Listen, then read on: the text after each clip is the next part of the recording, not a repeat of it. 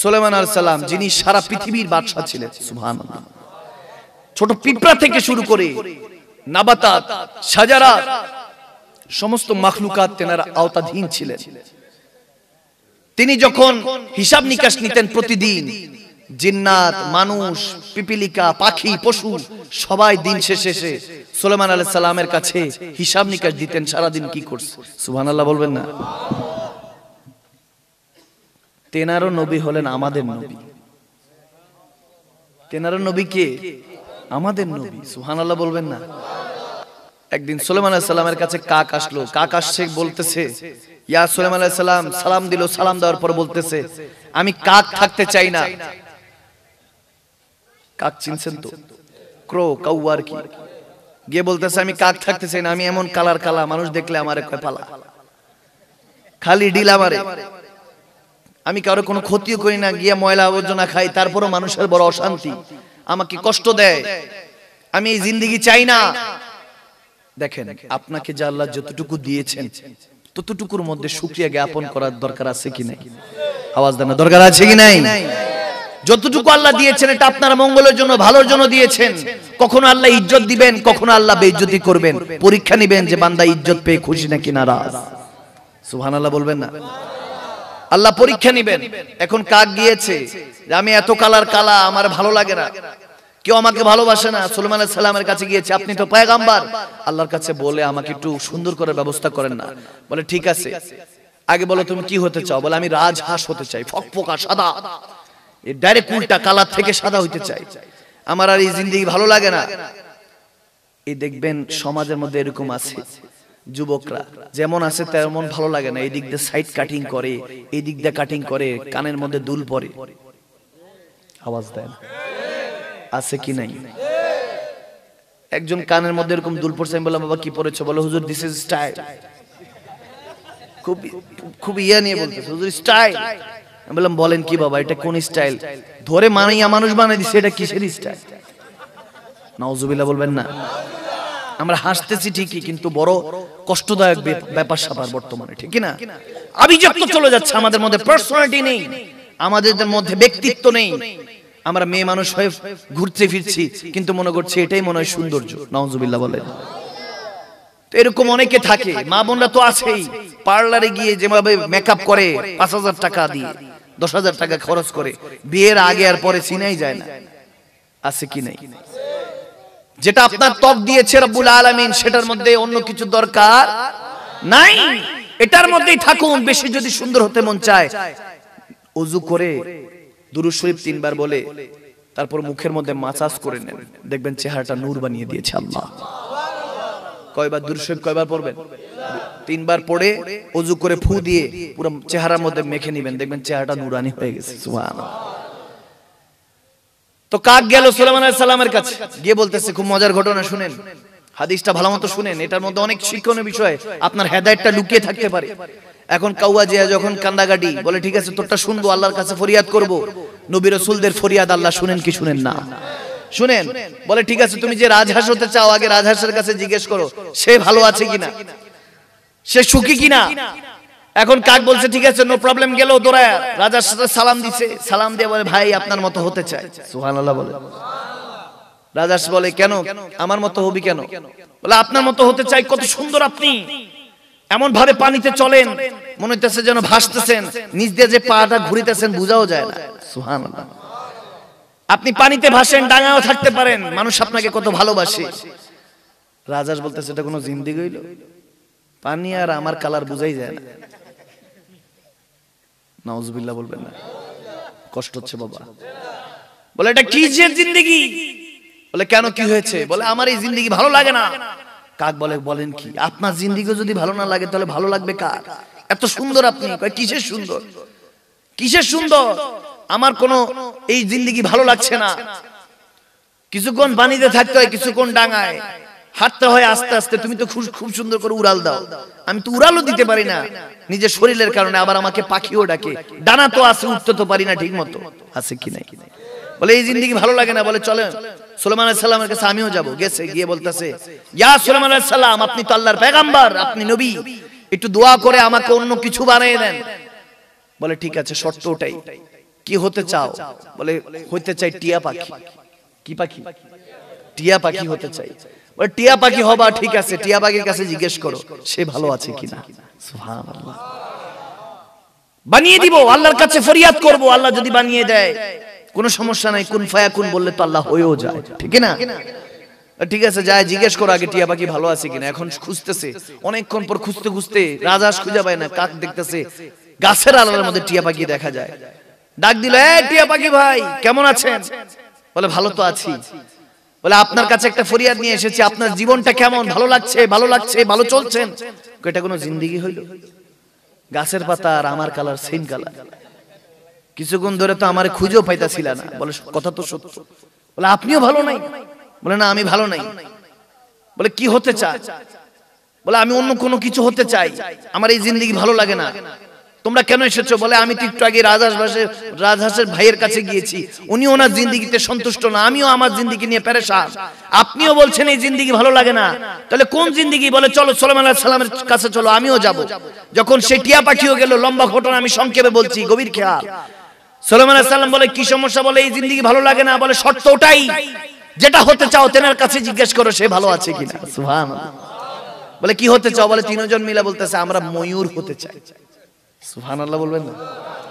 কত সুন্দর, ডানাটা মেলে দিলে সব তাকিয়ে থাকে, ঠিক না? কত সুন্দর করে থাকে।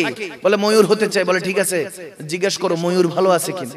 গেল, ময়ূর খেলা করছে, নাচতেছে, সবাই দেখে তাকিয়ে হাতে তালি দিচ্ছে, সেলিব্রেট করছে তাকে দেখে, সবাই কত খুশি। ডাক দিয়ে কাক, রাজহাঁস, টিয়া পাখি বলতেছে, ও ময়ূর ভাই আপনার মতো হতে চাই, আপনি কি ভালো আছেন? বলে এটা জিন্দেগি হইল? সুবহানাল্লাহ বলবেন না? এটা কোন জিন্দেগি হলো? বলে কেন, আপনি খুশি নাই? বলে এই জিন্দেগিতে আমি খুশি নাই। আরে এত সুন্দর, আপনি কেন বলছেন খুশি নাই? আপনি ডানা মেলে দিলে মনে হয় যেন বাতাসে আতাসে বাতাসে সবকিছুর মধ্যে সৌন্দর্য হয়ে যায়, আপনি বলছেন আপনি খুশি নাই। কেন খুশি নাই? বলে আরে কিছুক্ষণ পরে শিকারী আসবে, আমাকে জবাই করবে, আমার এই দেহের সৌন্দর্যগুলি টেনে হেঁচড়ে খুলবে, আমার পালকগুলিকে খুলবে বাজারের মধ্যে ভালো দামে বিক্রি করার জন্য, আমাকে হত্যা করবে শিকারী। এটা কোনো জিন্দেগি হলো? বলে কি বলেন, আপনিও খুশি নাই? বলে না। চারজন গেল। যখন সুলাইমান আলাইহিস সালামের কাছে গেল যে আমিও যাব, আমিও সুলাইমান আলাইহিস সালামের কাছে আরজি দিব। বলে আপনি কি হতে চান? বলে আমি কি হতে চাই মানে আমি ওই কাক হতে চাই। কি হতে চাই? আওয়াজ দেয় না। কি হতে চাই? ওই কাউয়া হতে চাই। কাউয়া তো নিজের দিকে নিজে তাকায়, হাসতেছে না কাঁদবে বুঝতেছে না। বলে কি বলে, আমার মতো হইতে চাই। আমি বললাম কালার কালা, এত সুন্দর ভালা, এত সুন্দর ময়ূর, আমার, তিনি বলতেছে আমার মতো হইতে চায়। বলে তোমার সাথে কারো ভেজাল আছে? বলে না। তোমাকে দূর দূর করে তাড়িয়ে দিল, তুমি তো খাবার টাবার ময়লা থেকে যেভাবে হোক ম্যানেজ করো। বলে হ্যাঁ। তোমাকে কেউ বাজারে বিক্রি করবে? বলে কোন দামে, কোন কাজে? তোমাকে কেউ ছিলে খাবে? বলে না। রাজহাঁস, টিয়া পাখি সবাই চিন্তা করলো, হ্যাঁ আমাকে তো খাঁচায় বন্দি করে টিয়া পাখি চিন্তা করছে, রাজহাঁস চিন্তা করতেছে আমাকে তো টেনে হেসে মানুষ খায়, তারপর ময়ূর চিন্তা করছে আমার পালকগুলি ভালো দামে বিক্রি করার জন্য মানুষ নিয়ে যেতে পারে শিকারী, কিন্তু কাউয়ারে তো কেউ ডিস্টার্ব করে না। সবাই মিলে আরজি দিল সুলাইমান আলাইহিস সালামের কাছে, আমরা কাক হতে চাই। কাক বলে কি চাইছি প্রথমে, আমি চাইলাম কি, আর এখন সবাই মিলে আমারে ধরছে।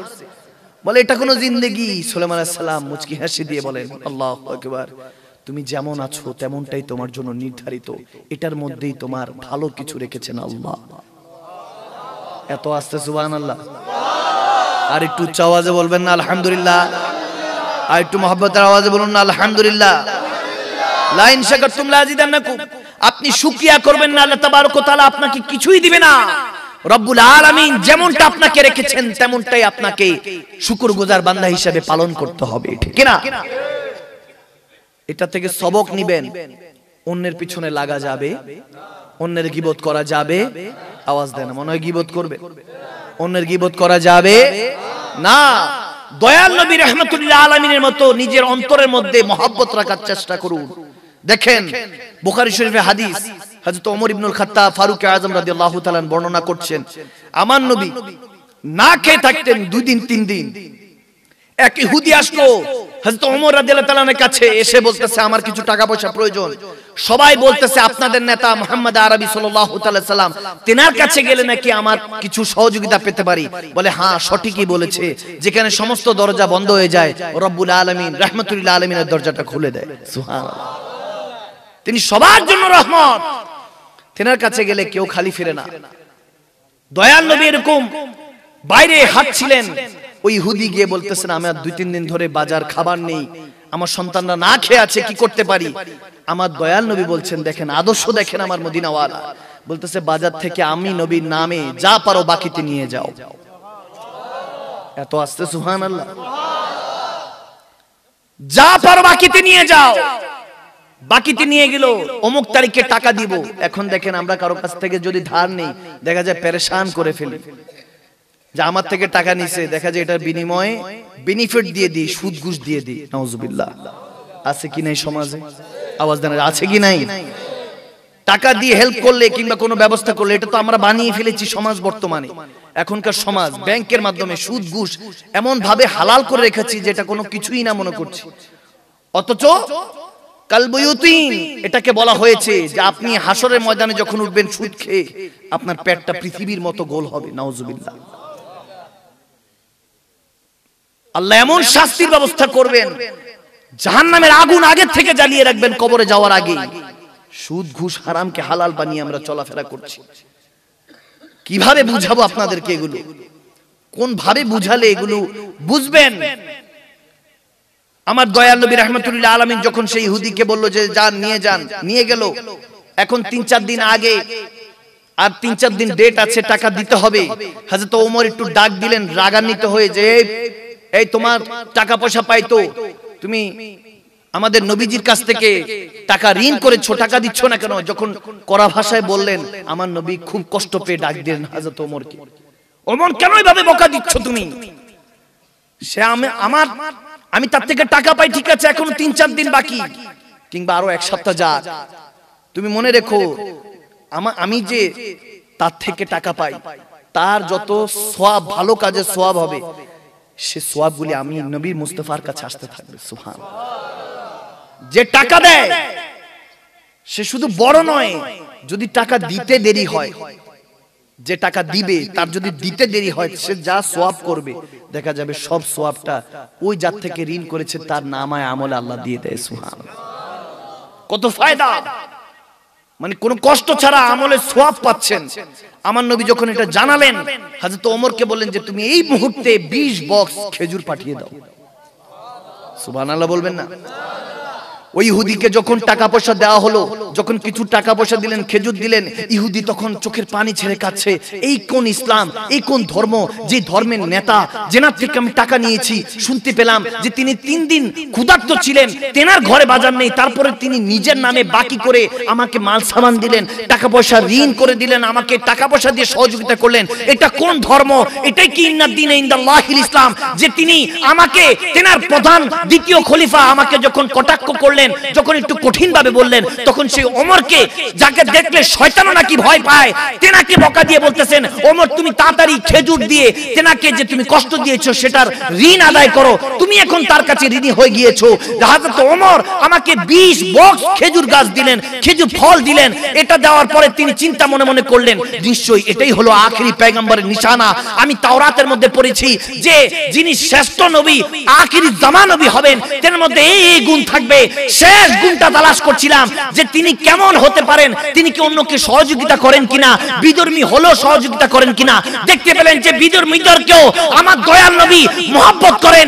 আরে আমরা তো মুসলমান হয়ে মুসলমানকে কটূক্তি করি, গীবত করি, চগলখড়ি করি, কাকে ক্রিটিসাইজ করি, তাকে নিয়ে পচাইতে থাকি, বান্দার কাছে বান্দা গীবত করে, তা আমরা ঈমানকে ধ্বংস করি। আর নবী মুস্তাফা আমার রাহমাতুল্লাহ আলামিন যাকে ভালোবাসার দাওয়া করি, সেই নবীর আদর্শ কেমন ছিল? ইহুদিকে বলছে তোমার ঋণ দেওয়ার দেওয়া লাগবে না, আমি তোমাকে ক্ষমা করে দিয়েছি, ঋণ থেকে আজাদ করে দিয়েছি, যেহেতু তুমি এত গরিব, আমার রব্বুল আলামিন আমাকে গরিব বানিয়েছেন, কিন্তু সমস্ত বিশ্বের সমস্ত পৃথিবীর রাহমাতুল লিল আলামিন হিসাবে পাঠিয়েছেন। আমি যেমন হযরত ওমর থেকে আবু বকর সিদ্দিক, হযরত ওমর ইবনুল খাত্তাব, ওসমানে গনি, মাওলানা আলী শের খোদা, সমস্ত সাহাবা মুসলমানদের জন্য যেমন ভাবে রহমত, আমি তোমাদের জন্য রহমত। আমি সমস্ত মাখলুকাত 18,000 মাখলুকাতের জন্য রহমত। আমি নবী তোমাকে এর জন্য ক্ষমা করে দিলাম। সে যখন মিলাতে পারলো, হ্যাঁ তাওরাতের মধ্যে যে আল্লাহ সে পয়গম্বর দ্বারা বলিয়েছিলেন, হ্যাঁ তিনি শ্রেষ্ঠ নবী, সে চোখে পানি ছেড়ে মদিনাওয়ালার কদম ধরে কলমা পড়ে মুসলমান হয়ে গেল। সুবহানাল্লাহ।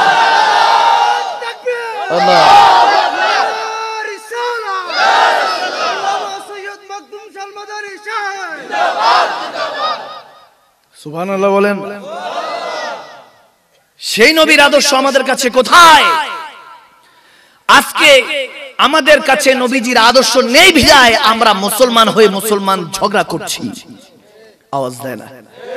খেলাধুলা দুনিয়াদারি আমাদেরকে গ্রাস করেছে। ইহুদি নাসারা আমাদের ব্রেনের উপর কবজা করে ফেলেছে। যদি দেখেন, আগে তো একটা ছিল শয়তানের বক্স বলি আমি মাঝে মাঝে, আগে ছিল ওটা একটা, এখন দেখা যায় সেটাকে দেখা যায় না, ওটা টিভি ছিল আগে। বাবা মোবাইল আছে না? মোবাইল এখন তো পকেটে পকেটে ঢুকাই দিছে, আওয়াজ দেয় না। গুনাহ আপনাকে বাইরে গিয়ে করতে হবে না, টিভি সিনেমা দেখে। সিনেমা হল তো এখন নাই, এখন আর গুনাহ বাইরে গিয়ে করতে হবে না, আপনার মোবাইল দ্বারা এমন ভাবে আপনাকে গুনাহগার বানাচ্ছে। বিভিন্ন অশ্লীল জিনিস এখন চোখের সামনে চাইলে না চাইলেও পড়ে।